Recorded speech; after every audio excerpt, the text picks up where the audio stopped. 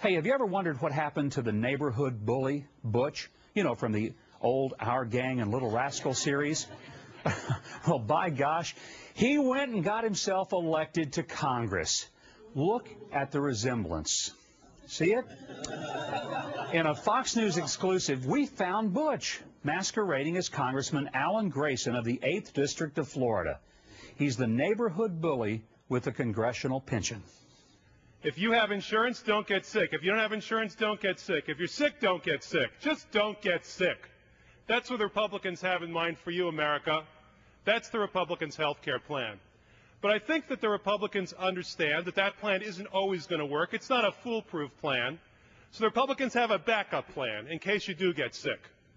If you get sick in America, this is what the Republicans want you to do. If you get sick, America, the Republican health care plan is this: die quickly. That's right. The Republicans want you to die quickly if you get sick. All right, if those comments don't seem outrageous enough, Grayson is now under fire for his political ad against his Republican challenger in a very hotly contested race for Florida's 8th congressional district. Religious fanatics try to take away our freedom in Afghanistan, in Iran, and right here in Central Florida. Wives, submit yourself to your own husband. Daniel Webster wants to impose his radical fundamentalism on us. She should submit me. That's in the Bible. Webster tried to deny battered women medical care and the right to divorce their abusers. Submit to me. He wants to force raped women to bear the child. Submit to me. Taliban Dan Webster, hands off our bodies and our laws. Well, joining us with his reaction, Florida congressional candidate Dan Webster. Dan, good to have you here. Thanks a lot.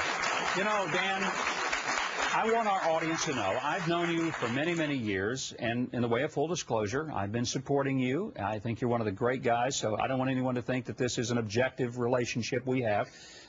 It's personal with me. I watched that ad, and I'm thinking, I know Dan Webster. That's not Dan Webster. What was your reaction when you first saw the Taliban Dan ad on television? I was shocked. And I was shocked because I knew I had not said that. I couldn't remember where he got that, and I certainly had to do some digging to find it, but I knew I had not said what he thought I'd said. We actually have what you really did say. Now, our audience has just seen what he said you said. Let's see what really happened at that speech. Here it goes. So, write a journal. Second, find a verse. I have a verse for my wife. I have verses for my wife. Don't pick the ones that say she should submit to me. That's in the Bible, but pick the ones that you're supposed to do. So instead, you love your wife, even as Christ loved the church and gave himself for it. And as opposed to, wives, submit yourself to your own husband. She can pray that if she wants to, but don't you pray it. I mean, that's the polar opposite of what his ad was saying that you said. I mean, he sort of cut and pasted a lot of different words and put together things that weren't true. Yes, a half a sentence can be a lot different than what you really meant in the sentence. And it was totally out of context, reverse, 180 degrees. It was absolutely opposite of what I said. You've got the statement. I do. Read one more time. And by the way, the context of this was you were at a ministry conference, a gathering of Christian people, and so it was not out of the ordinary. This was not a campaign speech. It's a number of years ago. Read again exactly what you said. So, write a journal. Second, find a verse. I have a verse for my wife. I have verses for my wife. Don't pick the ones that say she should submit to me. That's in the Bible, but pick the ones you're supposed to do. Instead, love your wife, even as Christ loved the church and gave himself for it, as opposed to, wives, submit yourself unto your own husband. She can pray that if she wants to, but don't you pray it. By the way, your lovely wife, Sandy, is here with you, and I want to say, Sandy, thank you for standing up and just putting up with all the nonsense that you've had to put up with. Dan, I want to tell you, we asked Alan Grayson to be on the program, and he declined. What a surprise. But he did give us a statement, and I want to share with our audience the statement that he said.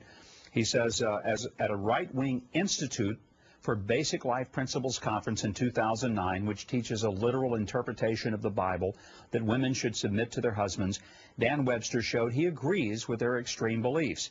In his 28 years as a career politician, Dan Webster has always pushed an agenda that is anti-woman. If elected, he would do so again. Well, I've been to some of the conferences of the Institute for Basic Life Principles. I consider myself one who believes in the literal interpretation of the Bible. I don't believe in beating up women or murdering people, and I'm certainly not a member of the Taliban. When you read Alan's statement and hear that, what's your response to his defense of what he has done? Well, I would think he doesn't believe the truth. Truth is, almost every media outlet, liberal, moderate, and conservative, and lots of public policy institutes or one step away from politics have judged this to be absolutely not only false, but also just downright mean, dirty politics. You've had some really amazing reaction, not just from your supporters, but even people that aren't necessarily big Dan Webster guys. Tell me about some of the reaction that you've had since Grayson ran this ad. Well, like I said, even the Annenberg Public Policy Center for the University of Pennsylvania, who did an in-depth study of the entire commercial, went through each of the facts, called both sides, looked into it, and said, second time in a week, he's done it again. But this is a new low. This is the lowest. This is the worst campaign ad we've seen thus far. Dan, you could have responded with an equally incendiary ad. Did you want to? Deep down? Come on. Oh, come on. You wanted to, huh? I probably wanted to, yes. I did. Good, you're a normal human being. All right. But you didn't do it. You didn't do it. Why not? Well, I believe that this election is about issues, and there are some issues that I could sum up with this one statement: Washington is broken.